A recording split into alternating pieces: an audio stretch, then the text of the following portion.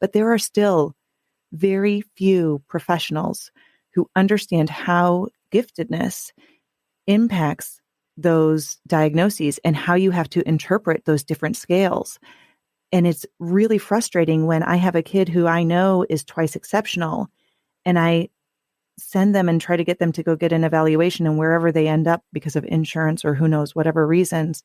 And sometimes they come back with a diagnosis that's totally off base because they haven't even done a cognitive assessment, or they don't understand how those cognitive assessments influence things.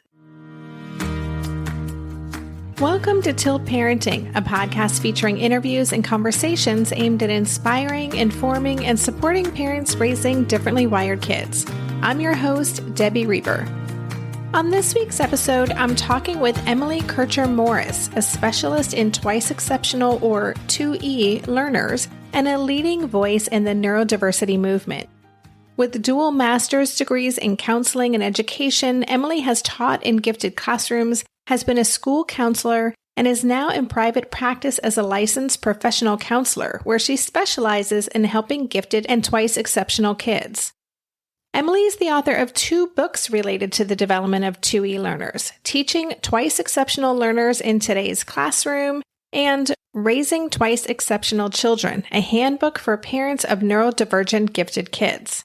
She's also the president and founder of the St. Louis-based nonprofit Gifted Support Network and host of the Neurodiversity podcast, which explores parenting, counseling techniques, and best practices for enriching the lives of neurodivergent people. During this conversation, we went deep into the stigma surrounding neurodivergent labels. We examined how the awareness of twice-exceptionality has changed in school and screenings in the last decade, and looked at the skills Emily considers to be important for parents to help their neurodivergent kids with. Emily also shared some powerful advice on how to be neurodiversity affirming that I think can change the way we approach these unique learners, both in our communities and in our classrooms. If you want to dive deeper into my conversation with Emily, please check out the show notes page on Tilt Parenting. There, you'll find a bullet-pointed list of key takeaways, a transcript of the whole episode, links to all the resources mentioned, and a podcast player with the episode broken down into chapters. So if you want to go back and re-listen to a specific piece of the conversation, you can easily find it. This week's episode can be found at tiltparenting.com/session274, or just go to the podcast tab on Tilt Parenting and click on this episode at the top of the page. Thank you so much. And now here is my conversation with Emily.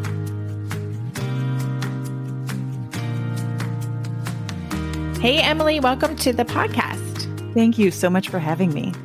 Yeah. Well, I've been on your podcast, Mind Matters podcast, which I think you changed the name to the Neurodiversity podcast. Is that correct? Correct. Yes, we did change that. We changed it back, in January of 2021, whatever year we're in now. And so I think it was a good opportunity for us to reach a bigger audience.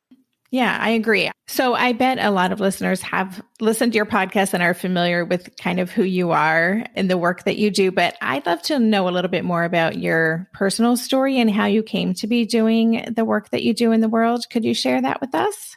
Sure.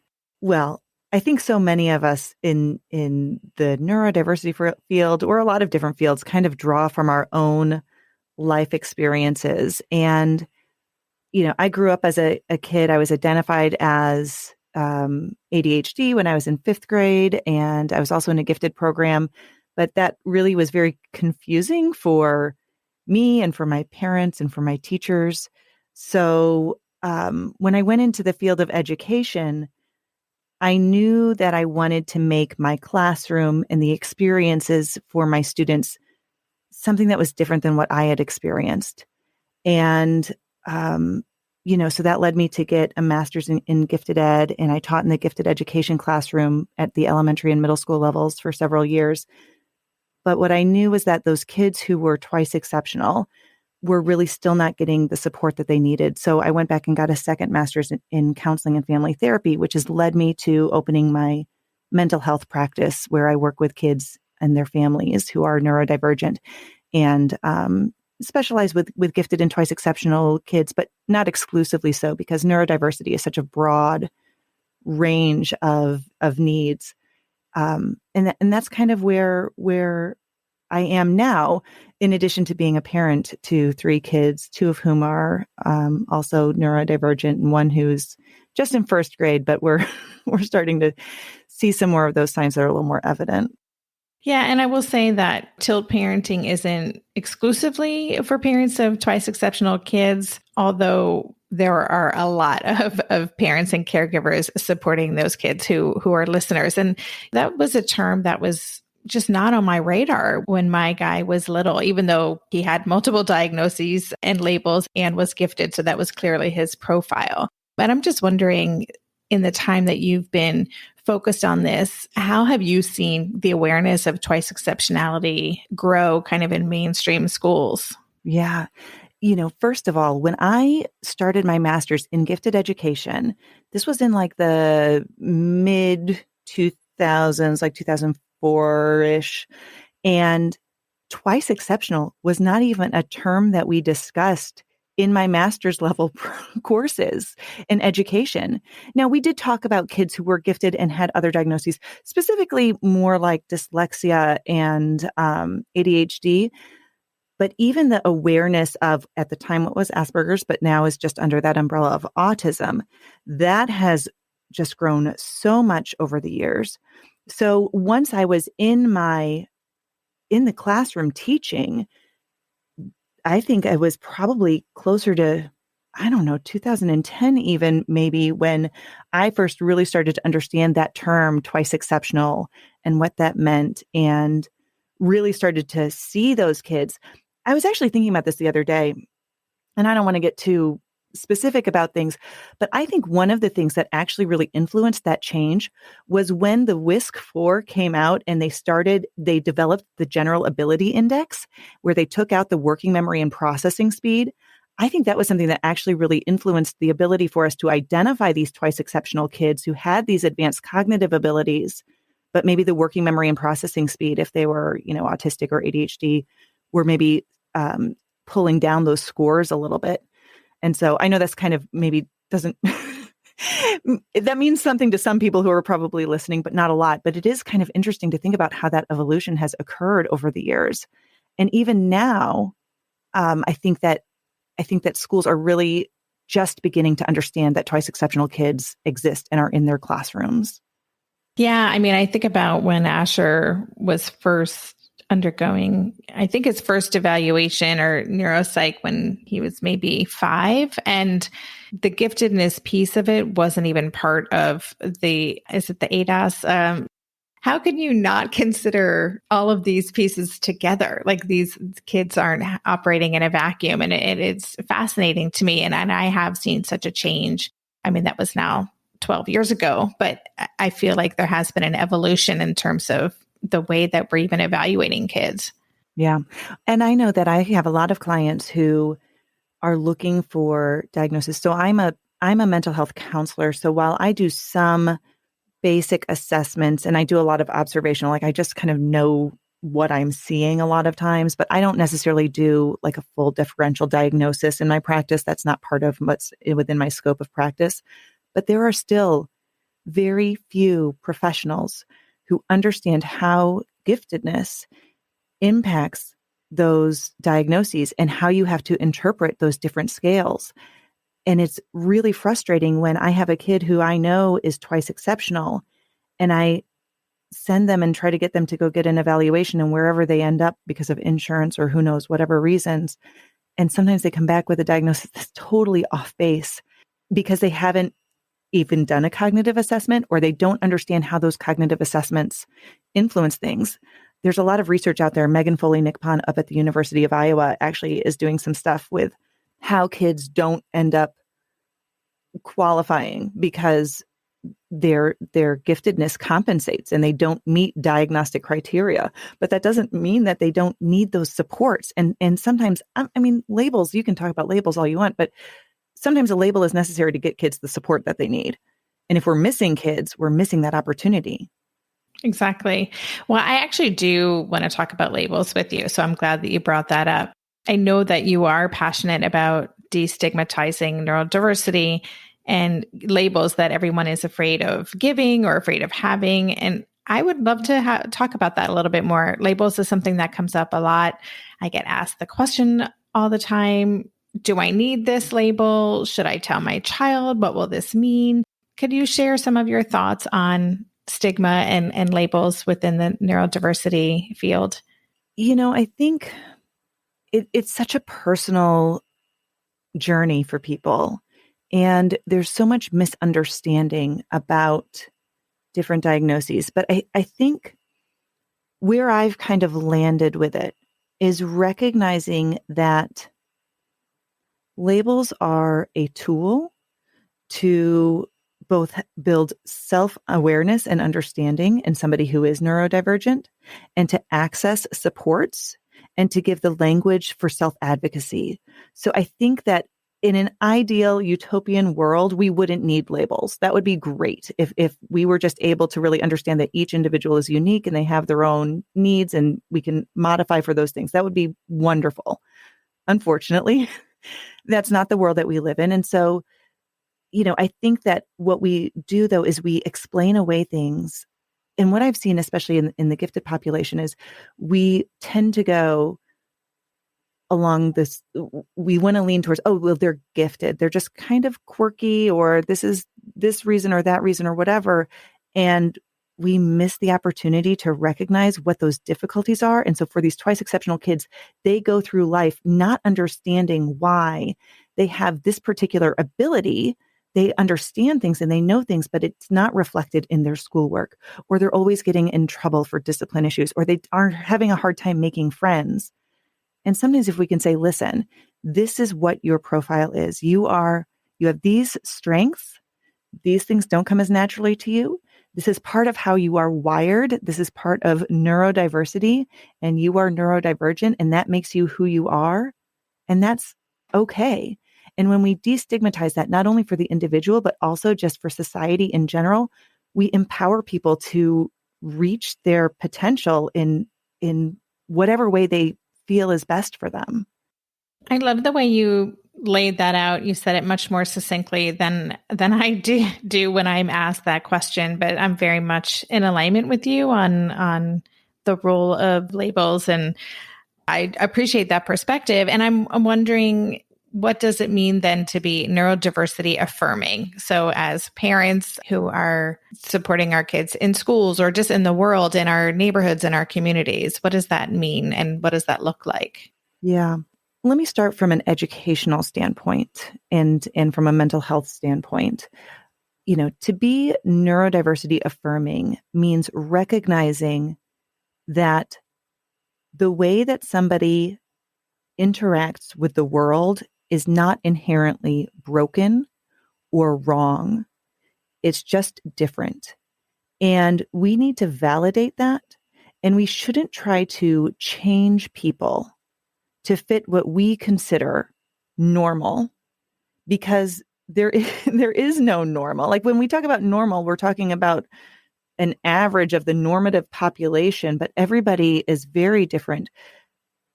But when we try to get an ADHDer to think themselves out of distraction, we use like behavioral techniques to say, oh no, you just have to think about it this way, without validating that their brain is wired differently.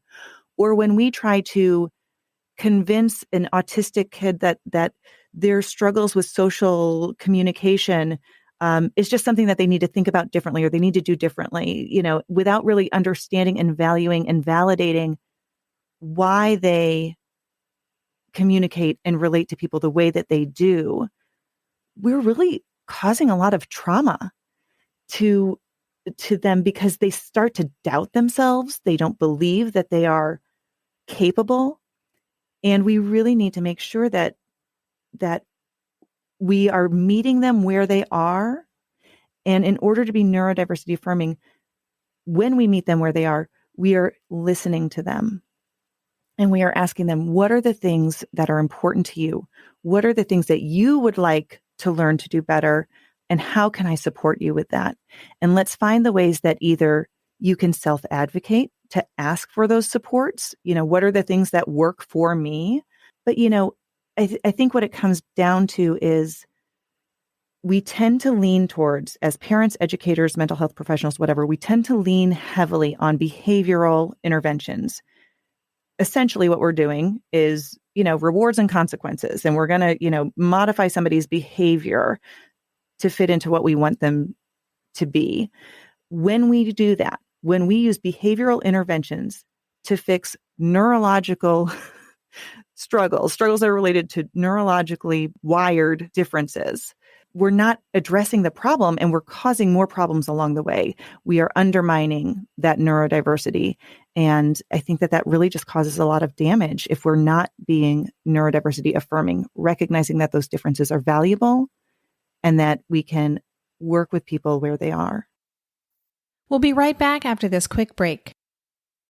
Maybe I've watched too many seasons of The Amazing Race, but every time I have to go somewhere on the subway, I treat it like a competition. It's all about making the right gut decisions about which route will get me there the fastest. Sometimes those decisions get me where I'm going early, and other times my gambles don't really pay off. Probiotics can't help with most gut decisions, but if your gut needs a little support, Ritual has your back. Their Synbiotic Plus, a 3-in-1 supplement, has clinically studied prebiotics, probiotics, and a postbiotic to support a balanced gut microbiome.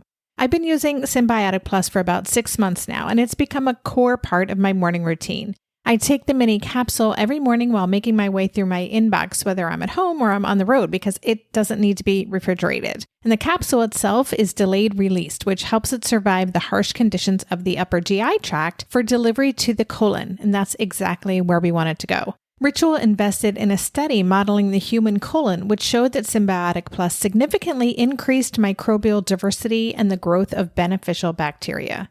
There's no more shame in your gut game. Synbiotic Plus and Ritual are here to celebrate, not hide your insides.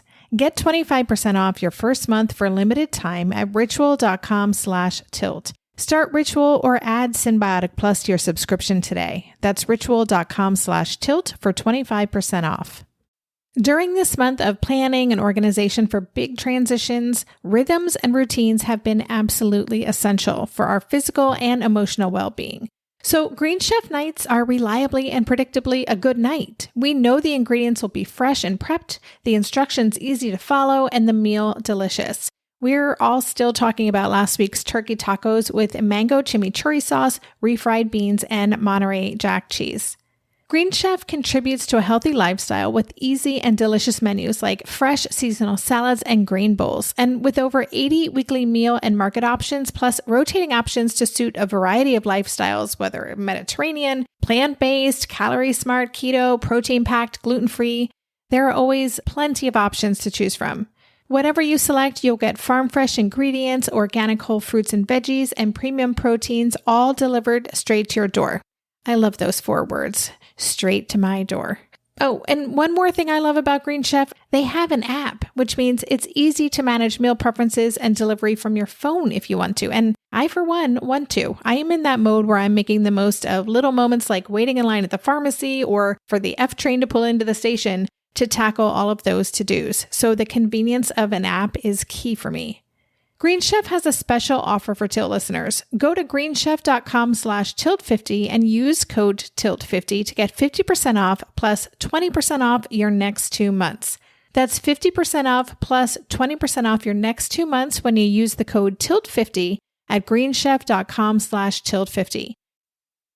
You know, as you're talking, I just want to give a shout out to Mona Delahook. If you all haven't listened to her book or read her book, listen to my interview with her. It's called Beyond Behaviors, and very much talking about this idea of how we should not be trying to use behavioral interventions when this is how somebody is wired. So thank you for that.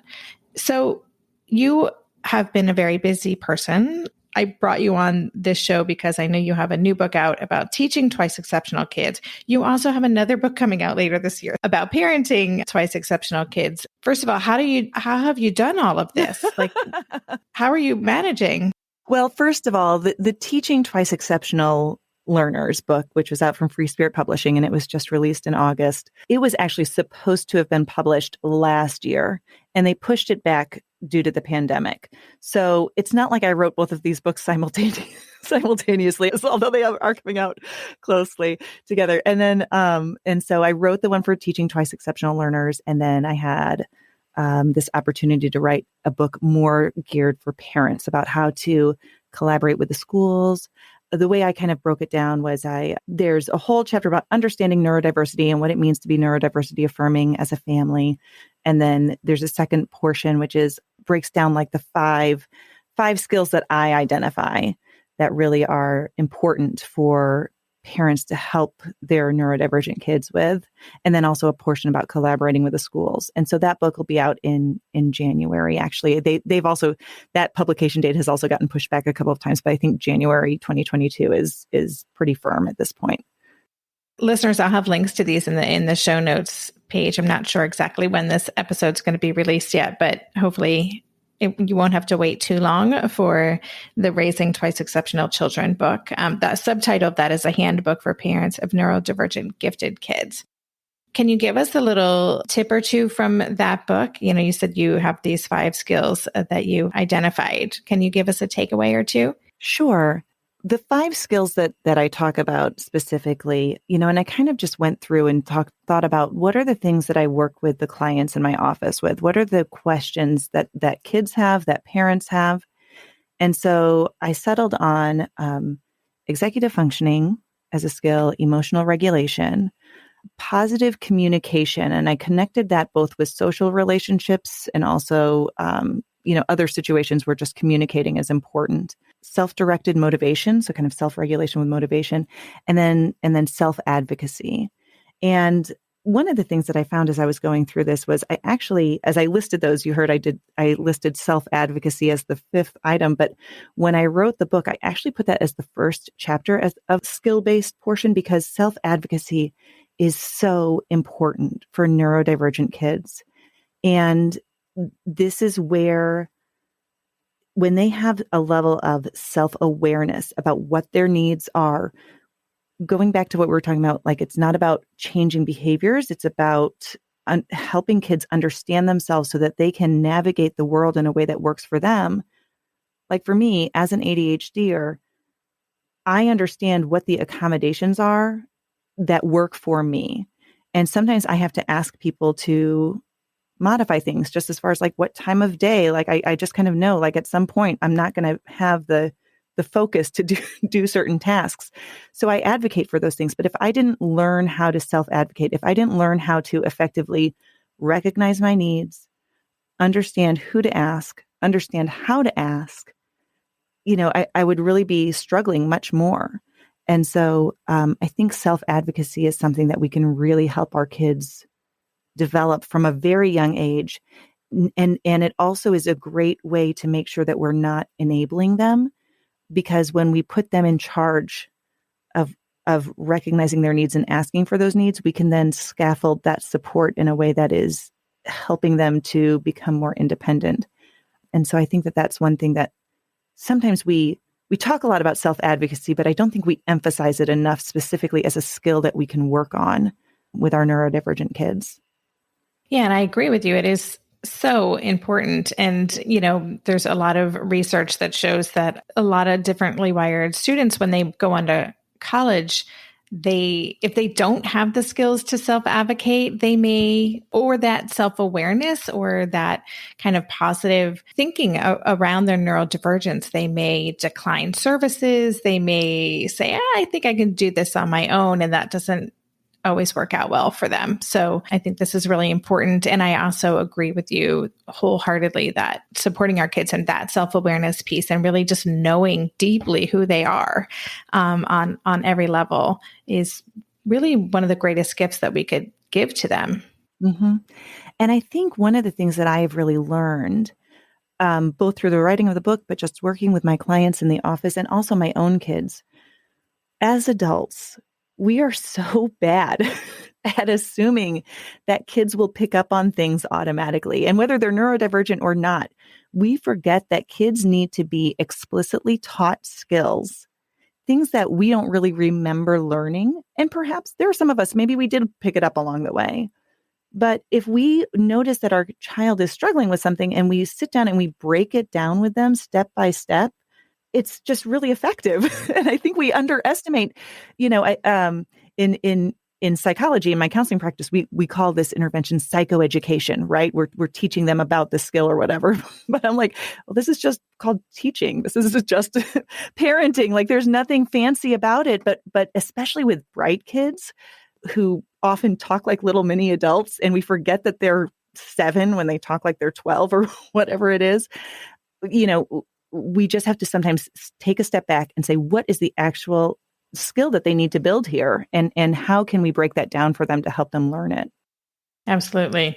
And so you mentioned also emotional regulation and executive function. There are no 2E kids who are the same, but those tend to be two things that is a common in struggling with those. And certainly this is what I hear from so many people in this community. I know those are very different things. So I said executive function and emotional regulation. Maybe pick one of those and share a strategy or where your thinking goes to in terms of how parents and caregivers can support kids around one of these areas. It's interesting that you mentioned that those are two things that really kind of neurodivergent kids all have some various difficulties with that. And so as far as emotional regulation goes, I actually came up with a little acronym as I'm writing this book, which is not always my strength, but every once in a while I come up with it and I'm like, ooh, I can use that. That would be useful because I feel like that helps just everyone kind of remember it. And so I came up with what I call the I CAN method for emotional regulation. So the acronym is I CAN, ICAN. And basically what it really talks about is the I stands for investigate. So you have to have emotional literacy and awareness to recognize what those emotions are in order to have emotional regulation. So that's kind of the baseline there. The C is communicate. So that kind of relates to self-advocacy, but it also means like I just need to talk to somebody and let somebody know when I am either beginning to get dysregulated or when I am, even if I'm already dysregulated, find a way to communicate so that I can get through that situation as the situation, goes forward. The A in ICAN is activate. So what are the coping skills that I can then activate? Once I've communicated what my needs are, what can I activate? And then N is navigate, getting through that situation and then kind of reevaluating to see what have I learned through that. When I think emotional regulation is huge for all of us. I know when I am emotionally dysregulated as a parent, I struggle with parenting my own children. And emotional regulation, like there's nobody in the world who is always emotionally regulated, especially in the world that we live in now. But our neurodivergent kids who often are in a situation that is really, they're not automatically getting through that. I feel like that is something that we can really help them with. And so just starting with that foundation, investigating those emotions and figuring them out and then being able to talk about them, knowing the coping skills and then getting through it is something that we can really, it's a skill that we can build just like everything else. We'll be right back after this quick break. Hey there, it's Debbie. I love making this show and sharing conversations about how to support our awesome neurodivergent kids. I've seen how even one little insight from an interview can spark a big shift in daily life. But I know that raising complex kids can be messy and lonely. And just when we think we figured it out, something comes up that boots us right back to feeling overwhelmed and stuck. That's why I've poured everything into creating a way for parents like us navigating complex parenting journeys to join together and chart a path that feels positive, hopeful, and doable. It's the brand new Differently Wired Club experience. In the club, you'll get personal support from me and other seasoned parent coaches, 6 live calls every month where you can connect and get your personal questions answered, the opportunity to learn directly from authors and experts like I have on this show, monthly themes for getting specific and tactical, an exclusive private podcast feed, and the best, most generous community of parents. Seriously, these folks show up for themselves and each other, and that right there is really everything because it's a daily reminder that we're not alone. Our kids aren't broken, and we have totally got this. The recently rebooted Differently Wired Club is on a brand new platform with its very own iOS and Android app. It is such a great space. However you learn, whatever your style, no matter the ages, genders, and neurodivergent profile of your children, the Differently Wired Club can help you cultivate the positive shifts you're hoping for. Join us today by going to tiltparenting.com/club. That's tiltparenting.com/club. I hope to see you on the inside. Hey, are you a parent of a teenager? Are you feeling overwhelmed about how to be what they need while also holding limits and boundaries that keep them safe? Are you tired of conversations that negate how messy this season of parenting is? Well, I've got you. My name is Casey O'Rourke. I am a positive discipline trainer, parent coach, and the host of the Joyful Courage podcast. Every week, I come to you with an interview digging into tough topics with experts I trust and solo shows that go deep into the personal growth and mindset needed to raise teens in a way that grows them into confident, capable young people. I am not afraid of getting real about the intersection of conscious parenting and the teen years, while also bringing in vulnerability, humor, and lightness. I'm walking the path with you and honored to serve. Listen to Joyful Courage on Apple Podcasts, Spotify, or wherever you consume podcasts. I love your acronym and well done, because as someone who's written a number of books and always trying to come up with them and failing miserably. I know, it's hard. You got a good one there. That's awesome. I always think of Tina Payne Bryson and Dan Siegel as like the acronym royalty. I don't know if you've read their books, The Hope Brain Child. Yes. I mean, they're just rife with like the best possible acronyms. So when we were planning for this podcast, I asked if you had any questions that you wanted me to ask. And one of the things that you said was, I think it's important to recognize and validate that parenting is tough and that nobody, even quote unquote parenting experts, has all the answers. So can you say more about that? Yeah. Well, let me just say this. So, I practice in the community where I live. And I remember when I first started my counseling practice, I would feel like if I was going to go to the store, I needed to have like my makeup on, or if I was with my kids, I really wanted to make sure that they were well behaved, because I was thinking like, oh my gosh, people are going to see me with my children and see me either emotionally dysregulated or them doing whatever it is that they are doing. And they're going to go, really, this is the woman that is telling us how to help our kids. And I was really afraid of that. And I'm so glad that I've kind of evolved over the years. I don't think it was a pretty quick evolution. I think I got over that relatively quickly, but just normalizing that experience for people. It is hard to raise kids, and it is especially hard to raise kids who don't fit the same mold as a lot of other families and kids, experience. And what I tell my clients is that I do not have all the answers, but what I can do is I can sit down and I can help you brainstorm. I can listen to what has worked and what hasn't, and we can try to create some different ways to approach a problem. And that's really what parenting is about, is just problem solving on a day-by-day basis. And you don't have to have all the answers, and you're going to mess up, because goodness knows I do. I mean, when you live in a household with 5 people, all of whom are ADHD, and everyone has their own sensory needs and a variety. It's stressful sometimes, and sometimes, I just tell the kid, I'm like, just go beyond the electronics, because I just can't do anything, with this anymore right now. But you just pick up and you go back the next day, and, it is hard though. It's really hard. And I think people expect it to be easy, or feel like if it isn't easy, they're doing something wrong, and they're not.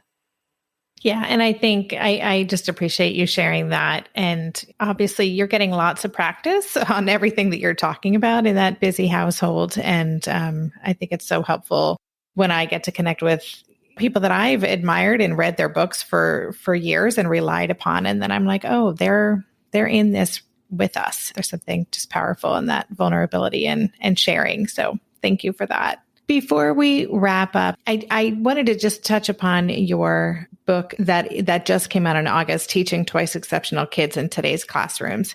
And I'm just wondering, how has that been getting out into the world? Obviously, we talked at the beginning about just a lack of awareness and understanding of who these kids are. Is this a book that you're hoping to get into mainstream classrooms? Do you find that there is a window of opportunity right now to really empower teachers to better understand and support 2E kids that they may have in their classrooms? Yeah, I think that one of my goals with writing that particular book was to bridge the gap between gifted education classrooms, general education classrooms, and special education classrooms, because twice exceptional learners are in all of those places. Research shows that if a kid is identified as gifted or as special education, rarely are they cross-referred. And I think that twice exceptionality is more understood in gifted ed world than in the general education classroom or the special education classroom. And it's interesting because, especially when you're talking about SPED and gifted ed, they've really kind of developed as these islands where there's not been a lot of collaboration always, at least within the schools. But as we're recognizing the diverse needs of our kids, we just need to have that communication. So I've been really excited and honored for the people, not just in the gifted education world who've been reaching out, but people in the special education world who've been reaching out and are asking about, how can we train our teachers, on how to support these kids. The awareness of just because a child is in has a 504 or has an IEP doesn't mean that they can't take honors or advanced placement courses, those types of things. We're just broadening the options for them. And I do think people are ready to hear it. I'm really, I feel like the neurodiversity movement it's growing, but it's exciting to see those opportunities for kids open up.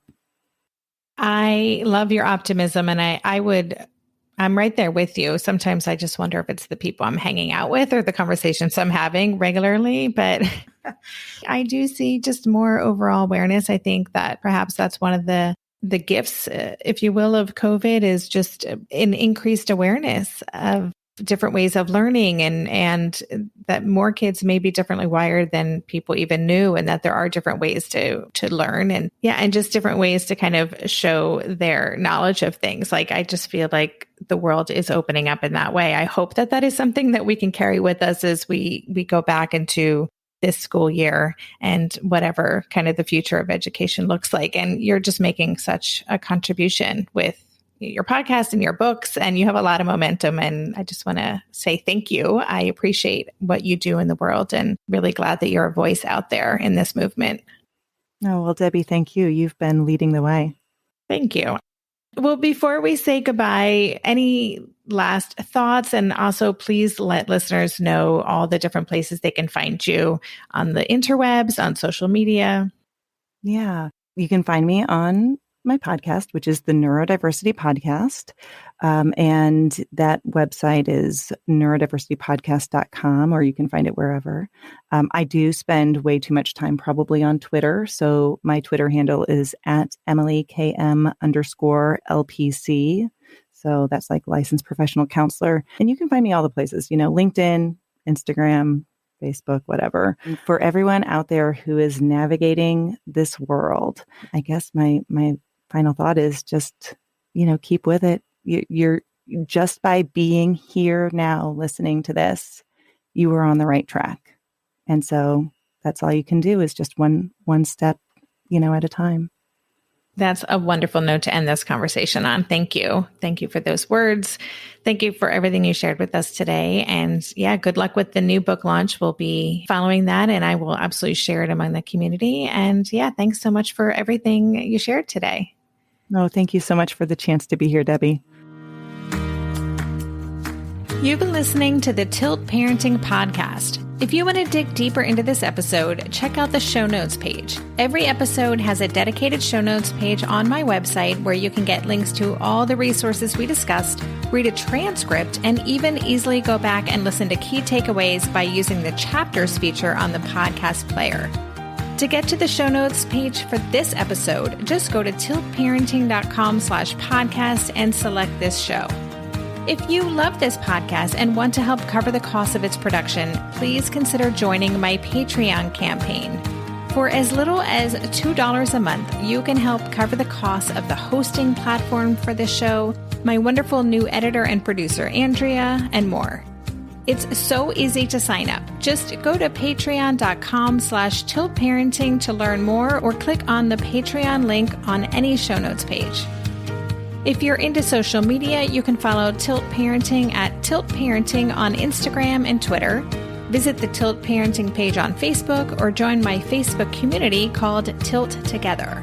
Lastly, please help this podcast stay visible and easily found by subscribing and leaving a rating or review on Apple Podcasts or wherever you listen to podcasts. Thank you so much. And that's all for this week. Stay safe, stay well, and take good care. And for more information, visit www.tiltparenting.com.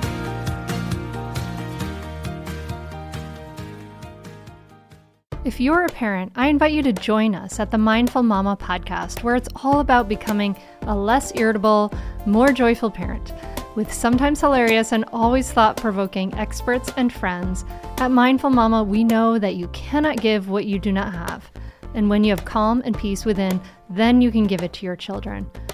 I'm Hunter Clark Fields, and I can't wait to see you there. Listen in to the Mindful Mama podcast.